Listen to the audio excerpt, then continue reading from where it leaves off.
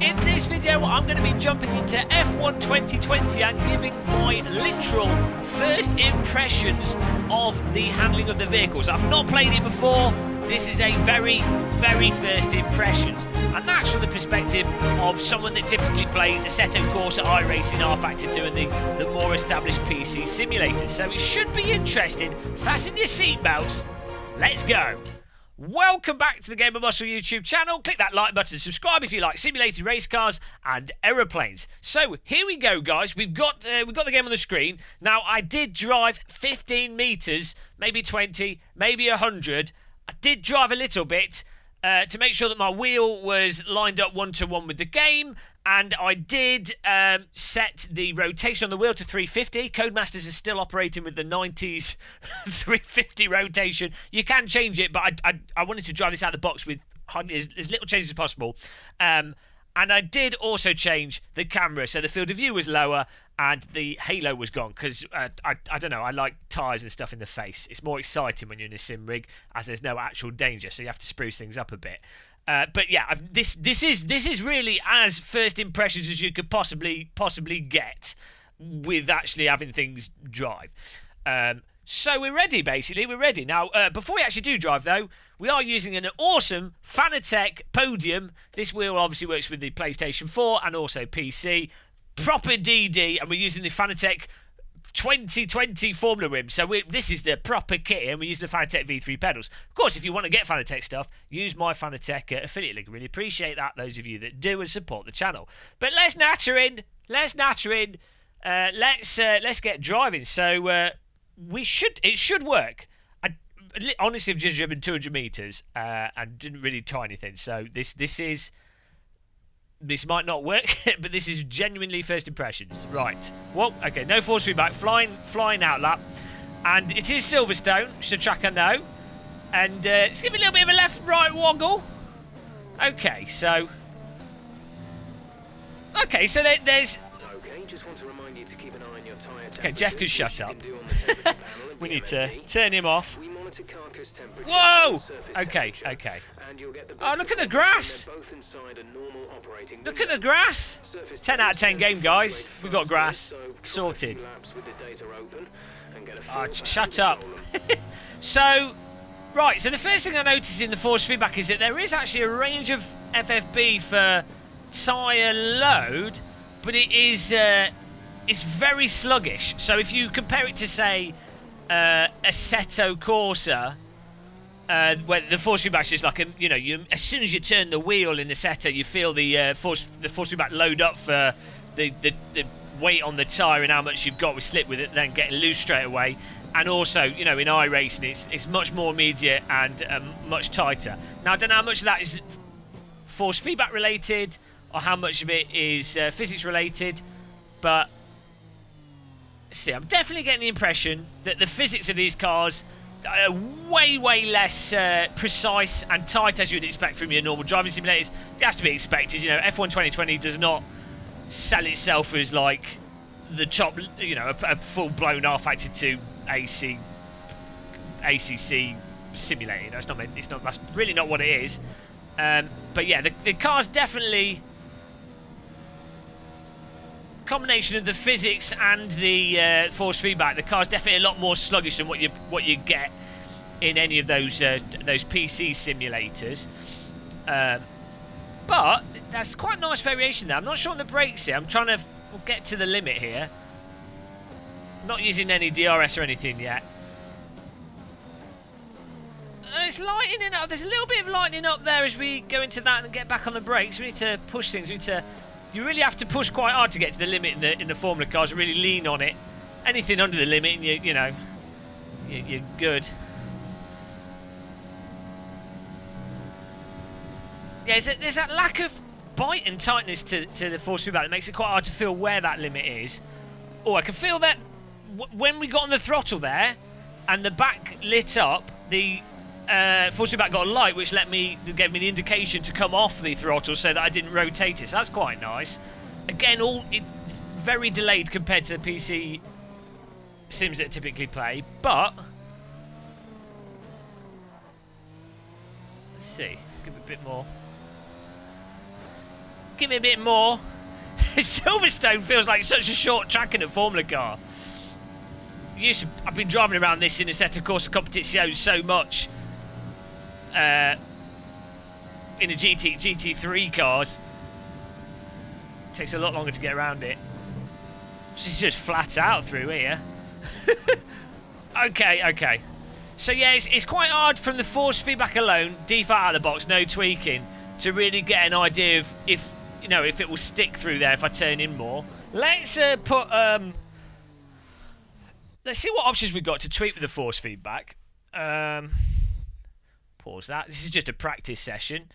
Preferences. What can we adjust? Can we tighten her up a bit? Controls, vibration, and force feedback. Oh my god, look at all these settings.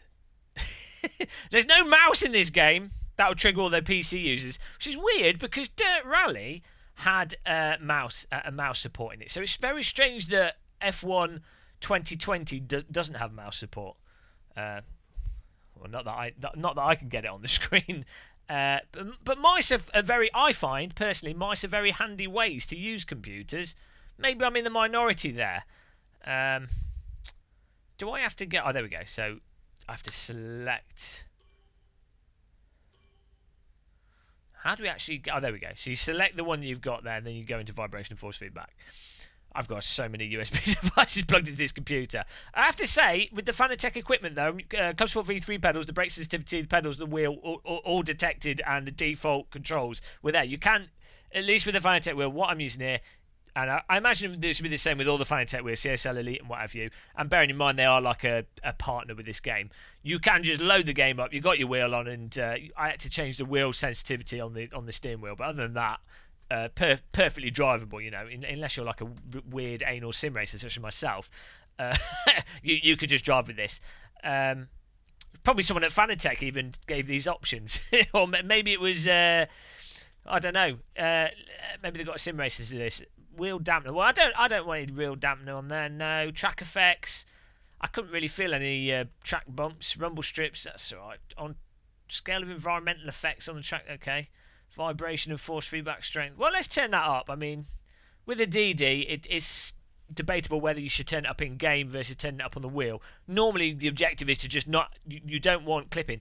Oh, that's good. So they've got a understeer enhance effect. That'd be really good, actually, if it works as it should do for people with lower-end wheels. But let's try it on the DD. What it should do is, as it says here, the level of drop-off in the forces as the tyres exceed peak slip is increased, making it more obvious to feel where the limit of grip is. Fantastic. Well done, Codemasters. If that works as it should, top notch. They copied that from Assetto Corsa. Ironically, Kunos ditched it in Assetto Corsa Competizione. But right, that'll do. I could probably just fiddle the settings on my wheel. Most of those are just artificial, like rumble and off-track effects. That's all. We actually don't want that. They're not really innate force feedback driven by the physics. They're normally like you touch rumble strip, vibrate. Right. Save as a new control screen. Just call it GM1. Good. Okay, so we've got those settings set and we're ready to drive with them. Oh, that's a lot better. That's a lot tighter. Oh, that's better. See, it's amazing how much, the importance of force feedback for making things feel tight. Oh, that's way better. So why not do this out of the box, Codemasters? That's just made it so much better. So that makes the car feel a lot less sluggish, a lot more snappy. I'd say the understeer is actually there is variation for the tyre grip loss, but it is actually quite subtle. Bearing in mind that I'm using the direct drive wheel that makes these things more obvious. You would feel it on a T300 and you would feel it on a CSL Elite, but it's going to be even more subtle on those wheels. With the DD wheel, it just makes everything over the top because the torque is like 20 Newton meters. It's like 5 times more powerful, 10 times more powerful than the T300. So, if it's coming through, you could notice it. That is so much better, actually. See, this default setup with this car's quite nice. So what's happening as I turn into the corner, the back's popping out in the car a bit, so which is quite nice because it makes the car feel like it's trying to stick to the road and wanting to go in there, with the risk obviously of losing the rear of the car if you turn too much. But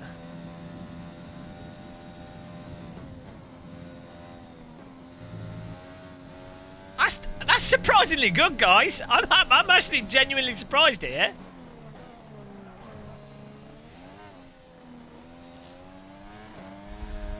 Look at that. So as I get on the throttle there, I can feel the force feedback lighten up, and as a result, I modulate the throttle. I mean, look, if you're someone that drives from visuals, you probably don't care about any of this, but I'm very much someone that drives from the force feedback, and I use that, you know, a drive-by-feel type drive. That's just how I drive, so it's very important to me.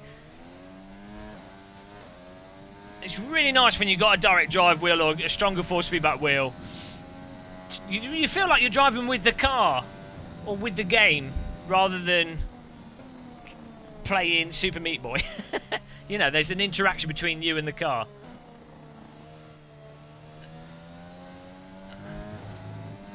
I'm genuinely surprised, guys. It's actually...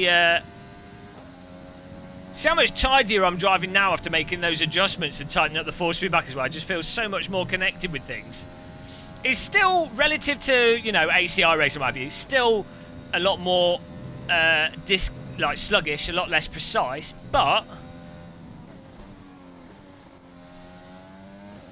a lot better now than my previous experience with the other Formula games after I dialed them in, so I'm not sure what it would be like you get to the point of super pushing. I definitely get the feeling that the limit on these tyres is very broad and the sort of playable slip is very broad, but if that enables if that reduces the annoying rotations that are just unrealistic, I'm all for that. Guys, I'm genuinely surprised. I wasn't expecting it to actually be that good in terms of actually feeling quite drivable. I've not played through any of the single player stuff yet, so I don't know what the overall game structure's like, but you know, if it all drives like that and you've got a nice single player there, I think a lot of people will be very happy indeed. Right, okay, yeah. Here we go, look at the crew. They're like, this guy's never driven a Formula car, he doesn't know what he's doing, and I've done it. Okay. Go! Oh. Automatically went into gear there. I've put the AIs on like medium. I probably should have put them on a hard setting. Oh, there you go. Turning down the FEIs, giving me a bit more road details. Mind you, I'll probably knock that down one more.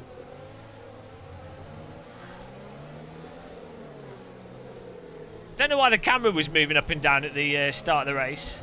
Don't know what that was about. We weren't even moving. Okay. Yeah, there could be a bit more track texture rumble coming through the tyre. Suspension compression.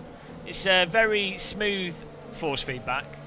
But, you know, the track texture suspension stuff doesn't help you, doesn't tell you how to drive. It's just immersive. The force feedback that is coming through here is mostly immersive force feedback. Not immersive. Communicative of what the car's doing force feedback, which is, you know, that's the vital force feedback. So it could just be the press build that I'm using though. Maybe there's maybe that's why that's missing, because I'm sure it was in previous versions of F1. I like the sparks coming out the guys, and the graphics look really nice and trim. We're getting 148 FPS with my 2080 Ti. Total overkill. I haven't changed any of the graphics settings other than turn motion blur off, and then I'm running on a 34-inch ultra wide. But I've just jumped in and I'm driving straight away. To me, that is a good sign. That was a bit of a dive bomb. I feel like this is... I know people are like, well, people disagree with this, but I feel like as someone that's driven sims for like 10 plus years, and not just one simulator, you know, I play all of them, with thousands of hours of driving sim practice, you know, you should really be able to jump in and just drive the same type of car in another simulator. You know, you're going to expect it to be different. You don't expect to be nailing the laps and being on the absolute limit. That, you know, but you should be able to jump in and drive without just spinning out. Like, it shouldn't be that different unless, you know, unless there's something massively wrong with what you're playing.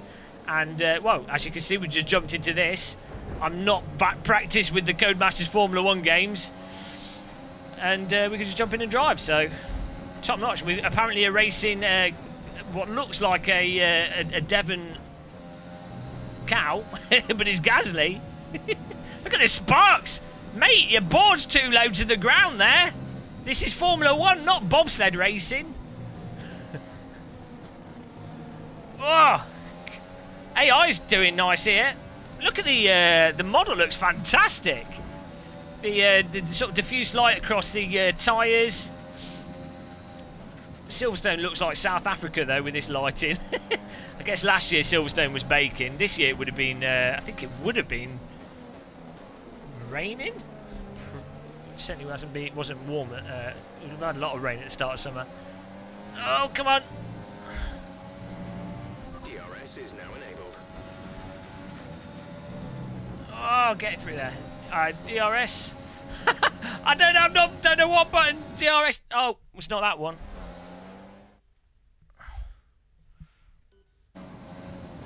Oh no! I just that was a bad place to teleport to. Well, I have no idea which my DRS button is. Oh, we've got all these. Overtake button more. It's time to utilize some of this energy. So you've got all the controls are pre-bound, but I need to double check what they're all bound to. At the moment, we've got the options selected at the bottom right. You can't see it's behind the webcam. It lets you choose your your fuel mix, the fuel mix, brake bias, differential, e-sport meta.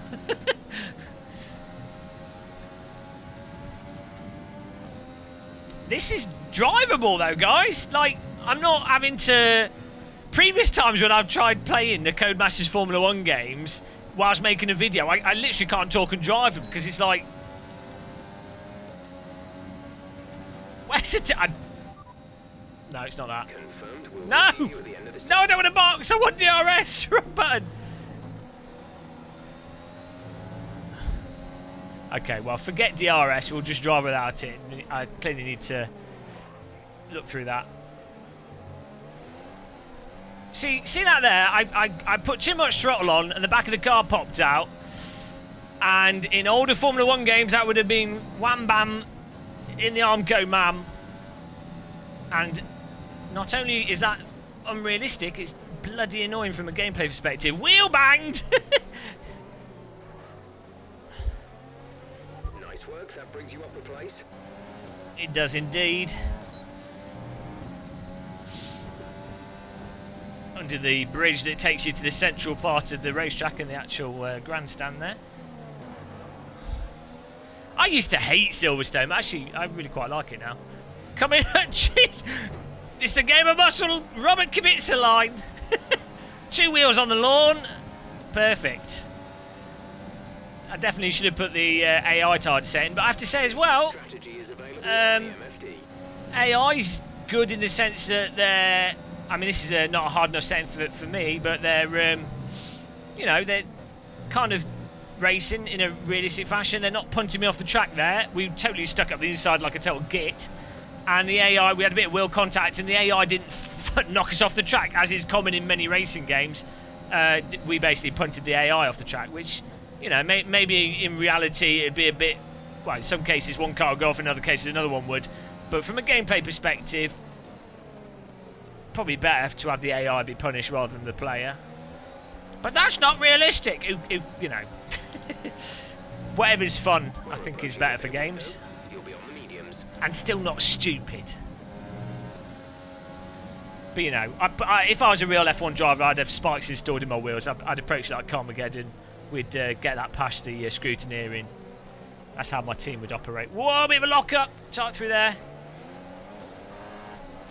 So that's nice, that force feedback there. Correcting it, he's opening DRS. I would open mine if I knew what bloody button it was. But I don't. Ooh. How many laps have we got to go here? Don't want this to go on forever, guys. I'm getting drawn in. Getting drawn in. Oh, lap 5. Whoa! Oh, there's the other driver. I was wondering why I just turned Italian for a second there. AI's attacking me back. Fantastic. Fantastic. I just...